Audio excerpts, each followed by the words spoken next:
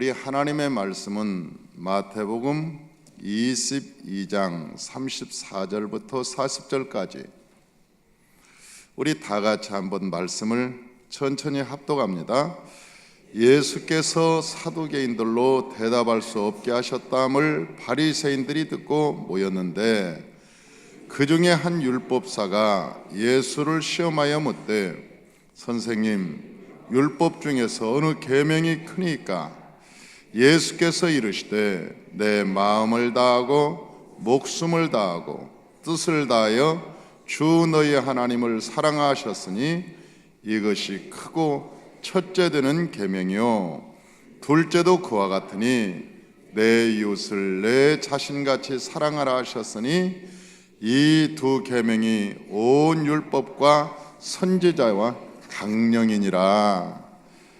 아멘. 할렐루야. 저는 오늘 이 말씀을 가지고 율법과 복음이라고 하는, 율법과 예수님, 율법과 복음이라는 것을 가지고 함께 은혜를 나누려고 하는 것이죠. 일반적으로 말하면 구약을 율법이라고 얘기하고 신약을 복음이라고 그렇게 이야기합니다. 그런데 성경을 가만히 보면 율법과 복음이 나뉘어져 있는 것이 아니라 율법과 복음이 하나 된 것을 우리가 알 수 있죠. 그래서 예수님께서 말씀하실 때 내가 복음을, 율법을 폐하러 온 것이 아니라 완성하러 오셨다, 그렇게 말씀합니다. 내가 온 것은 이 율법을 없애버리려고 온 것이 아니라 그것을 완성시키려고 예수님께서 오셨다, 그렇게 말씀하시는 거예요. 그러니까 예수 그리스도께서 이 세상에 오셔서 이 율법에 미진하고 이 부족한 것들을 완전히 완성시켰죠. 하나님의 말씀을 온전하게 이루셨다, 그 얘기입니다. 이 말씀은 언제 하셨는가 봤더니 모든 설교를 다 끝내셨어요. 이제 22장 이 마지막에는 모든 예수님의 사역이 다 끝납니다. 예수님의 사역은 16장에 끝나요. 베드로가 주는 그리스도요 살아계신 하나님의 아들입니다, 그러면서 모든 설교는 끝나요. 바요나 시몬아, 내가 복이 있도다. 내가 이것을 알게 한 것은 네가 아니라 하늘에 계신 내 아버지께서 너를 알게 하신 것이다. 그러면서 모든 설교를 마지막을 해요. 그러면서 천국을 주면서 끝내는 거예요. 그리고 나머지 17장, 18장, 19장, 20장 계속 이어서 너희가 천국 갈 사람과 못 갈 사람, 그리고 이 마지막 22장에는 우리가 혼인잔치에 대한 이야기를 하는 거예요. 혼인잔치라고 하는 것은 모든 것이 끝나고 이제 예수님이 오실 때 누가 신부로 갈 것인가에 대한 이야기를 하는 거예요. 23장에는 바리새인, 소경된 자들, 지도자들에게 이야기하고 24장은 심판에 대한 이야기를 합니다. 종말에 대한 이야기를 하는 거예요. 그러니까 성경을 보면 아주 재미가 있어요. 그런데 이 마지막 예수님이 사역을 다 마치고 혼인 얘기를 하면서 이 이야기를 하는 거예요. 사두개인들이 와서 예수님한테 이랬다 저랬다 말을 하는 거죠. 꼬투리를 잡는 거예요. 그런데 예수님을 당할 수가 없는 거예요. 예수님께서 얼마나 지혜로우신지, 얼마나 말씀을 잘 하시는지 도대체가 책을 잡을 수가 없는 거예요. 그러니까 그보단 사두개인보다 좀 낫다는 바리새인들과 그리고 율법사들이 지금 찾아와서 이야기를 하는 겁니다. 예수님한테 무슨 책을 잡으려고. 예수님, 그 율법이 뭡니까? 그렇게 물어보는 거예요. 그중에 이 율법이 많은데, 율법은 굉장히 많죠. 그 율법이 굉장히 많지 않습니까? 그 바리새인조차도 율법이라고 하는 것은 몇 가지인지를 셀 수가 없답니다. 율법이, 우리가 보통 율법이라고 하면 이런 게 있어요. 십계명 그게 율법이다. 그런데 안 그래요. 여러분 출애굽기에 보면 19장과 20장에 계속 연이어서 나오는 그 율법을 보면은요, 십계명이 나오는 것뿐만 아니라 크게는 5가지가 나옵니다. 첫째는 십계명이요, 둘째는 사회법, 사회생활을 어떻게 할 것인가, 우리가 예수 믿는 사람이. 그 다음에 교회법, 교회생활은 어떻게 할 것인가. 또 네 번째는 선교법, 너희가 세상에 나가서 살 때 선교를 어떻게 하고 전도를 어떻게 할 것인가, 선교법이 나오고, 5번째는 너희가 성막을 어떻게 짓는가, 성막 짓는 법이 나와요. 그러니까 굉장히 다양하게 나오는 것이죠.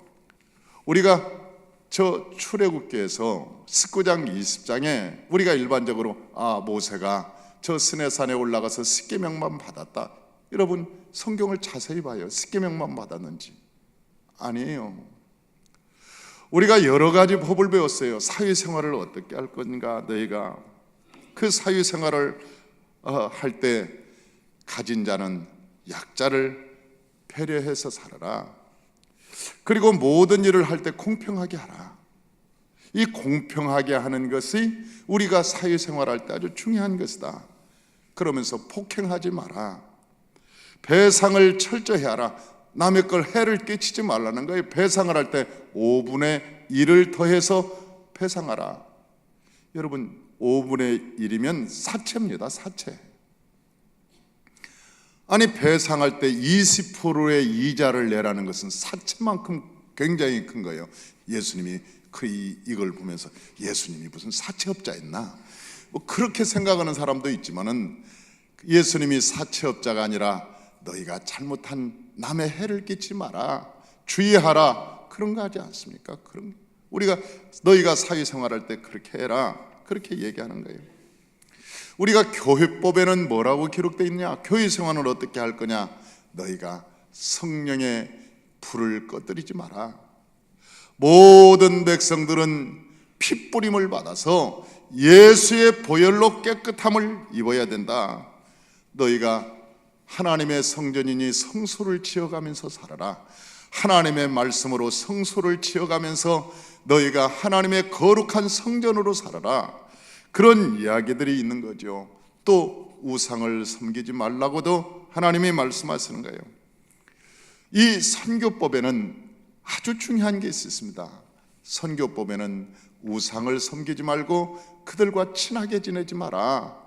저 다른 신을 섬기는 사람들하고 가까이 지내면 언젠가 내 마음이 미혹이 되어서 그들이 섬기는 신도 너희들이 섬길 수 있으니까 그들을 가까이 하지 말고 그들과 친하게 지내지 말라는 거예요. 그래서 WCC를 반대하는 거 아닙니까? 우리 교회가 이 WCC를 강력하게 반대하는 그 이유도 여기 있는 거예요. 여러분 세상에 그들과 멍에를 같이 매지 마라. 언젠가 멍에를 매는 날이면 너희들도 그들 속에서 친해져서 사상이 싱크리트지마, 다시 말하면 혼합된다는 거예요. 너희의 생각과 언어와 모든 사고들이 세상과 혼합되어서 이게 복잡하게 되면 하나님을 온전히 섬길 수 없으니 그들과 그렇게 가깝고 친하게 지내지 마라. 이게 선교법입니다. 성막은 너희가 인생을 살아갈 때 너희들이 성전을 지어가는 마음으로 살아라. 이 성전을 지어가는 마음, 이게 출애굽기 19장 20장에 나와 있는 거잖아요. 우리가 성경을 볼 때 하나님의 율법이 십계명만 있는가? 아닙니다. 세상은 어떻게 살할 것이며 교회 생활은 어떻게 할 것이며 그리고 선교는 어떻게 할 것이며 성막은 어떻게 칠 것이며 아주 이것은 너무나 자세히 나와 있는 거예요. 그래서 우리가 모세오경의 훈련을 통해서 이것을 아주 자세히 가르치는 거죠. 이 외에도 율례와 규례라는 것이 있습니다. 성경에는 이 외에 관습법이라는 것이 있어서 율법이라는 것이 한도 없고 끝도 없이 굉장히 많습니다. 그래서 바리새인들도 율법을 배우는데 아주 오랜 시간을 배워도 다 모른다는 거 아닙니까? 그러니까 예수님한테 책을 잡으려고 다가와서 얘기하는 거예요. 율법 중에 가장 큰 계명이 뭡니까? 아니 수백 가지 수천 가지가 있는데 그것을 그 중에 하나만 고르십시오. 그렇게 얘기하니까 예수님께서 이 말씀을 하신 거예요. 다시 말하면 예수님께서 율법을 정리를 딱 하신 거예요. 구약 전체를 한마디로 딱 정리를 하셨는데 그게 뭐냐면 하나님 사랑, 이웃 사랑이다. 율법의 최고의 경지가 뭐냐? 하나님 사랑과 이웃 사랑이다. 이것이 율법에서 최고 큰 거다. 그렇게 정의를 딱 내려놓고 있는 거예요. 그러니까 예수님께서 그 복잡한 저 구약을 한마디로 정의를 한 것이죠. 딱 정리를 한 거예요. 사랑하는 성도 여러분, 저와 여러분들이 예수를 믿는데 이 말만 들으면 그럴듯하잖아요. 그걸 모르는 사람이 어디 있어요? 그러잖아요. 우리가 하나님 사랑하고 이웃 사랑하는 건 다 알잖아요. 십계명에도 그렇게 되어 있습니다. 이 십계명을 벗어날 수가 없는 거예요. 다른 계명도 사회법도 교회법도 선교법도 또한 장막 짓는 법도 십계명에서 벗어날 수 없어요. 왜? 십계명은 헌법과 같기 때문에 그래요. 헌법은 기본법입니다. 이 헌법이 있고 민법, 상법, 형법 다 이런 것들이 퍼져나가는 거잖아요. 그 밑에 소송법들이 있어서 각 소송법들이 또 쫙 있고 그 밑에 규례들이 또 있듯이 조례도 있고 규례도 있고 대통령령도 있고 이런 쫙 퍼져서 우리가 다 알 수 없잖아요. 헌법 전문도 우리가 잘 모르지만 우리가 전부를 알 수 없어요. 그러듯이 율법도 마찬가지입니다. 10계명 10가지의 계명에서 쫙 뿌리를 뻗쳐나가는 거예요. 그런데 그 10계명을 보면 두 가지로 되어 있는 거 아니에요? 하늘의 계명과 땅의 계명으로 되어 있는 거 아니에요?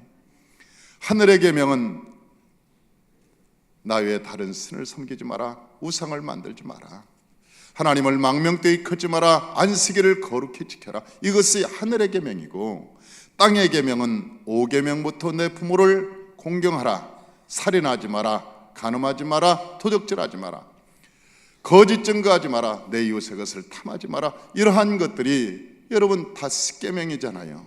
이 십계명에서 다 이웃의 관계, 교회의 관계 이런 것이 다 퍼져나가는 거예요. 그런데 예수님께서 하늘의 계명과 땅의 계명을 딱 정리를 해놓으면서 내 하나님을 사랑하는 것이 크고 중요한 계명이고, 이와 같이 내 이웃을 사랑하는 것이 더 계명 중에 크고 귀한 거다. 그런데 예수님이 왜 대단하신가? 예수님이 왜 그렇게 중요한가 보면 예수님께서 구약 전체를 아주 일목요연하게 딱 한마디로 정리를 해놓으셨어요. 뭐라고 말씀하시냐면, 내가 너희에게 새 계명을 주노니 내가 너희를 사랑한 것 같이 너희도 서로 사랑하라. 내가 새 계명을 주노니, 아니 예수님께서 신약에 오셔서 계명을 딱 하나 만들으셨습니다. 하나. 그게 새 계명입니다. 새 계명. 내가 너희에게 새로운 계명을 주노니 너희가 서로 사랑하라. 너희가 서로 사랑하라. 내가 너희를 사랑한 것 같이 서로 사랑하라. 그러면서 이 사랑의 계명을 주신 거예요. 이 계명이 하늘의 계명과 땅의 계명으로 이어지더니 나중에 하나로 딱 하나님께서 결론을 내는 거예요. 너무 쉽게. 이게 뭐냐는 거지요.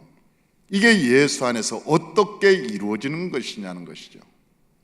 사랑하는 성도 여러분, 사랑은 저와 여러분들이 어떻게 해야 되냐면 마음을 다하고 뜻을 다하고 성품을 다하고 힘을 다해서 하는 것이 사랑입니다. 그것은 계명입니다. 이 계명을 지키는 자가 나를 사랑하는 자라, 그렇게 말씀하셨어요. 그러니까 사랑은 해도 되고 안 해도 되는 것이 아니라 사랑은 어떻게 해야 되느냐? 마음을 다하고 뜻을 다하고 성품을 다하고 힘을 다해서 하는 것이 사랑의 계명이에요. 왜 화납니까? 도저히 못하겠다는 거이 뭐요? 이 계명은 해야 되는 계명이라니까요. 이것은 우리가 해야 되는 거예요. 우리가 힘을, 하나님께서 우리에게 말씀하셨잖아요. 그건 우리가 힘을 다하고 마음을 다하고 뜻을 다하고 성품을 다해서 사랑하라. 그것은 계명이요. 그리고 하나님께서 말씀하시길 내 계명을 지키는 자야 나를 사랑하는 자니라.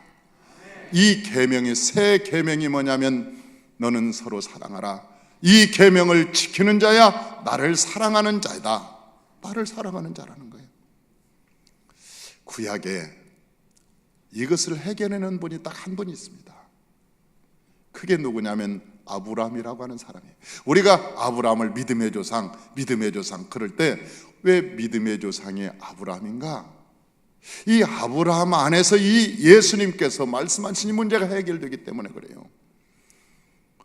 예수님을 몰랐더라면, 이 말씀을 몰랐더라면 그 아브라함의 삶의 행위가 무엇인지를 깨닫지 못하는, 희미한 그림자 같아서 못하는 거예요. 사랑하는 성도 여러분, 아브라함의 삶을 한번 보십시다. 아브라함은 하나님의 부르심을 받아서 갈대아 우르에서 나오잖아요. 순종해서 나옵니다. 그리고 두 번째 삶이라고 하는 것은 그 가나안 땅에 와서 기근을 만납니다. 고통을 당하죠. 그 고통 중에 다시 남방으로 갔다가 다시 돌아오잖아요. 그 아브라함이. 그리고 그의 삶이라고 하는 것은 롯과의 관계 속에서 롯이 자꾸 롯의 그 식구들하고 직원들하고 자기 직원들하고 자꾸 목자들하고 양을 가지고 싸우니까 그 아브라함이 저 산에 올라가서 얘기하는 거 아니에요. 네가 좌하면 내가 우하겠고 네가 우하면 내가 좌하리라. 그렇게 양보를 하는 거예요. 양보. 그러니까 신앙의 2단계는 양보입니다. 이 세상의 것을 양보하는 거예요. 양보예요. 지금 말하면 화가 납니다. 여러분 그러잖아요. 내 사업장을 다, 거래처를 어느 직원이 다 빼가지고 자기 몰래, 사장 몰래 싹 빼가지고 한쪽으로 가서 사업을 하고 있다. 화나는 일이죠. 성질나는 일이죠. 여러분 내가 키운 자녀 아닙니까? 롯이라는 게 누굽니까? 롯은 조실부모한 친구예요. 조카예요. 롯이 어렸을 때부터, 젖먹이 때부터 자기가 키웁니다. 아브라함이 키웠습니다. 하나님께서 너희는 갈대우를 떠날 때 너희 아비 친척 모든 것을 떠나라. 그럴 때도 아브라함은 롯을 잊지 못해서 데리고 가는 거예요. 저는 여기다 놔뒀던 죽겠다. 누가 키울 사람이 없겠구나. 그래서 자기가 그 핏덩어리를 데리고 오는 거 아니에요. 그래서 키워서 그 장가도 보내고 그리고 사업장도 다시 떼어주고 그랬어요. 그러니 애착이 얼마나 갔겠어요. 저 롯한테. 그렇게 사랑했던 롯이 어느 날 보니까 나이가 아브라함이 나이도 좀 들고 그러니까 지가 딱 떼어가지고 한쪽 모든 사업 거래처를 몰래 싹 빼가지고 아브라함한테 와갖고 큰아버지 나 나갈랍니다. 그리고 아주 알짜배기만 다 빼갔으니까 소돔과 고모라의 에덴 동산 같이 물이 넉넉한 그 땅을, 소할 땅을 싹 차지하고 제가 갔잖아요. 그러니까 그 큰아버지 마음에는 아주 괘씸하기가 그지없겠지. 그런데 어느 날 소문에 들어보니까 롯이라는 놈이 그랄라오멜 왕에게, 연합군에게 끌려가지고 포로가 되었다는 거예요. 그래가지고 끌려갔다는 거예요. 소돔 왕도 끌려가고 누구도 끌려가고 다 끌려갈 때 롯도 함께 끌려갔다는 그런 이야기가 들려오는 겁니다. 그럴 때 우리 같으면 뭐라고 그래요? 그럴 줄 알았어. 믿는 사람은 건드리는 거 아니지. 하나님과 내가 함께 하는데 나 건드렸다가 적골 됐지. 하나님께서 징계하셔서, 하나님이 심판하셔서 고소하다 이놈아. 일반적인 신앙은 여기에 머무르는 거예요. 일반적인 신앙은. 그런데 여러분, 아브라함을 보십시오. 아브라함은 집에서 키운 318명을 데리고 여러분 자기 생명을 걸고 저 롯을 찾아오기 위해서 전쟁터에 직접 나갑니다. 예수님께서 뭐라고 말씀하셨냐면, 너희의 원수를 사랑하라. 너희가 그 원수를 사랑하면, 너희가 진실로 사랑하면 내가 너에게 나타나리라 그랬어요. 그때 예수님이 우리를 만나 주신다는 거 아닙니까? 그때 예수님이 우리를 찾아오신다는 거 아니에요? 사랑할 수 없는 대상, 정말 그 사랑할 수 없는 그 대상을 사랑할 때, 그 사랑은 명령이니까, 하나님의 계명이니까, 사랑할 때 하나님께서 우리에게 찾아오신다는 거예요. 요한복음 14장 21절을 한번 읽어봅시다. 요한복음 14장 21절.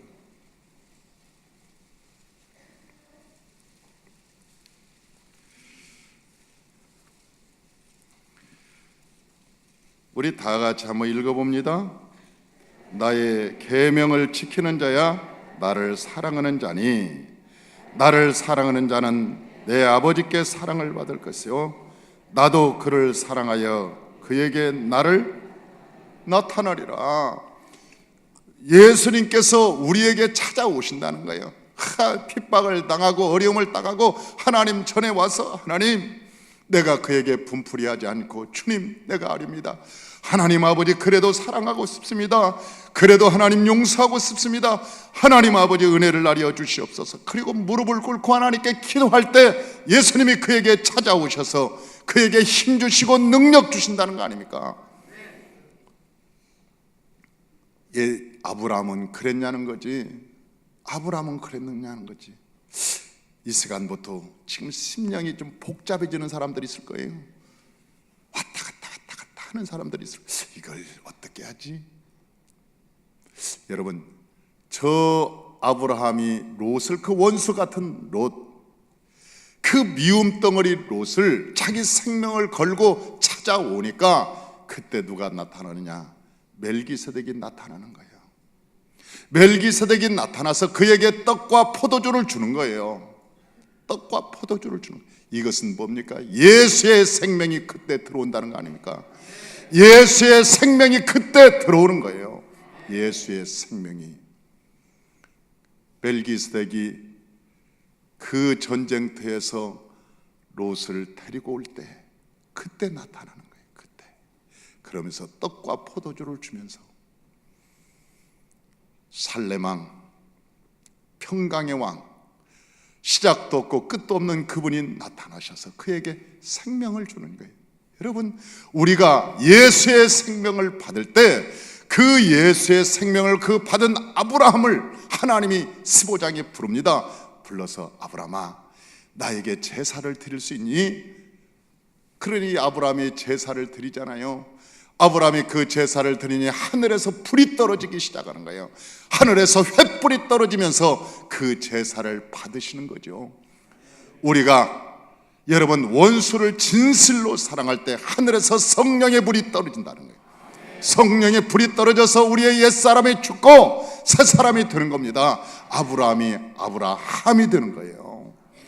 아브라함이 아브라함으로 그 이름이 바뀌어지면서 새로운 삶을 살게 되는 거 아닙니까? 예수님께서는 그렇게 말씀하셨어요. 야, 하나님을 사랑하는 게 뭐냐? 하나님을 사랑한다는 것이 뭐냐? 그 하나님을 사랑한다는 것이 형제를 사랑하는 것이 하나님을 사랑하는 거다.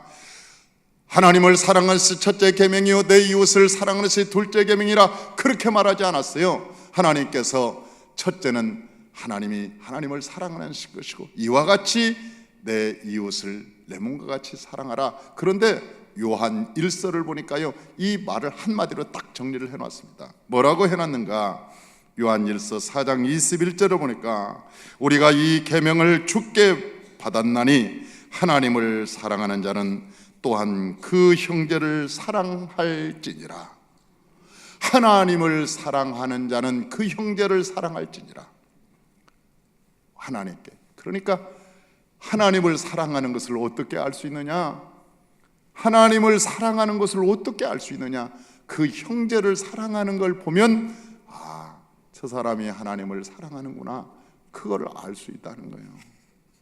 그게 열매라는 거죠. 왜 승질납니까? 왜 숨을 하십니까? 하기가 힘든 거죠. 하기가 복잡한 거죠. 그러지 않아요? 우리가 예수 믿고 기도는 합니다. 저놈은 인간 안 보면 되지. 아니, 그래서 되는 거냐고. 이 하나님과의 우리의 관계가 해결이 안 되는데, 이게 해결이 안 되는데, 하나님께서는 율법과 복음은 뭐냐? 율법과 복음은, 율법은 해라, 명령만 하는 거예요. 명령. 해라, 이건 좋은 거다, 이렇게 해야 복을 받는다, 명령만 하는 거. 그런데 할 수가 없어요. 왜? 힘이 없어서. 힘이 없어서 안 되는 거예요. 율법은 선하고 아름다운 걸 압니다. 율법이 아름다운 건 알아요. 그러나 율법을 지킬 수가 없는 거예요. 왜? 할 수가 없어요. 힘이 없고 능력이 없어서. 그래서 여러분, 하나님이 우리에게 할 수 있도록 성령을 보내주시는 거 아니에요. 성령은 다이나마이트, 힘과 능력.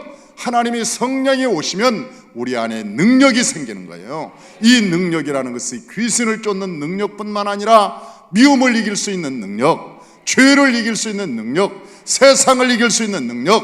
하나님은 그 이름이 사랑이시라. 하나님은 뭐냐? 그 이름을 요한 1서에서 하나님은 사랑이시니라, 그 한마디로 정의해 놓는 거 아닙니까? 그러니 모든 것이 사랑으로 정리가 되는 거예요. 세상 사람들은 사랑은 눈물의 씨앗이라고 말합니다. 아니, 어설프게 알기는 알았어요. 아니, 사랑은 눈물의 씨앗이라고 말하겠어요. 그러나 여러분, 정말로 우리가 사랑이라는 것은 그만큼 눈물을 흘리는 거 아니에요? 그를 위해서 눈물을 흘리는 거예요. 기도하면서. 하나님이, 우리는 할 수 없어요. 우리 죄악된 우리의 품성은 사랑이 안 됩니다. 한 번 참고, 두 번 참고, 세 번 참고, 그러다가 화가 나는 거죠.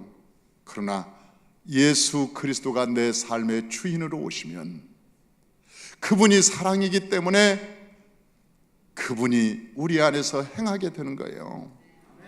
우리 안에서 그분이 행하는 거예요. 그래서 우리가 하려고 노력하면 할수록 안 되는 거예요. 우리가 한번 해봐야지, 그러다가 또 실패하고, 한번 해봐야지 또 실망하고. 우리가 할 수 있는 것은 예수 그리스도를 나의 구주로 영접하는 것입니다. 내 안에 주인으로 모셔드리는 거예요. 그분을 내 주인으로 모셔서, 주님, 이제는 주께서 나와 동행하십시다, 주께서 나와 함께 하십시다. 그리고 저와 여러분들이 늘 주님과 동행하는, 그래서 율법이 복음이 되는 은혜가 있길 주의 이름으로 축원합니다. 할렐루야. 로마서 8장 14절에서는 무릇 하나님의 영으로 인도함을 받는 사람은 곧 하나님의 아들이라고 말씀하셨고, 또 로마서 8장 9절에는 만일 너희 속에 하나님의 영이 거하시면 너희가 육신에 있지 아니하고 영에 있나니 누구든지 그리스도의 영이 없으면 그리스도의 사람이 아니니라, 그렇게 말씀하셨어요. 저와 여러분이 그리스도의 영이 여러분 안에 계셔서 여러분이 율법을 복음화시키시기를 주의 이름으로 축원합니다. 율법도 복음이 될 수 있지만, 여러분, 우리가 내 안에 예수의 영이 없으면 복음도 율법이 될 수밖에 없는 거예요. 그렇게 해. 성경에 그렇게 기록되어 있어. 못합니다. 안 됩니다. 할 수 없습니다. 왜? 마음은 있어도 내 안에 능력이 없는 거예요. 능력이 없는 거예요. 그러므로 저와 여러분들이 여러분의 힘으로 살지 말고 아브라함이 아니고 아브라함으로 살아가시길 바랍니다. 아브라함은 존귀한 자라는 뜻을 가지고 있어요. 아브라함은 그래, 자기 사람들 앞에, 저 사람 예수 잘 믿어. 보니까 참 예수 잘 믿어. 저 사람 같이 믿어야 돼. 아니, 그런 사람이 있어요. 그 사람은 아브라함이죠. 아브람. 그러나 아브라함이라고 하는 것은 다른 거예요. 아브라함은 나를 통해서 사람들이 비전을 발견하는 거예요. 아브라함이라는 것은 나를 통해서 사람들이 축복을 받는 거예요. 나를 통해서 사람들이 복을 받는 거예요. 나를 통해서 수많은 사람들이 예수를 아는 거예요. 그래서 아브라함은 열국의 아버지라는 뜻이에요. 그냥 혼자 아이고 저 사람 괜찮아, 저 사람 참 예수 믿고 사람 참 괜찮아, 이렇게 저 사람 존귀한 자야, 그것은 아브라함입니다. 아브라함. 그러나 아브라함은 다른 거예요.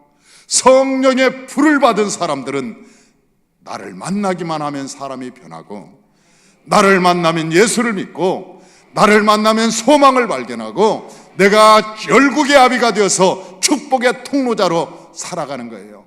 저와 여러분이 그런 사람들이 되시기를 주의 이름으로 축원합니다. 그런 멋진 성도가 되시기를 주의 이름으로 축원합니다. 할렐루야. 기도하겠습니다.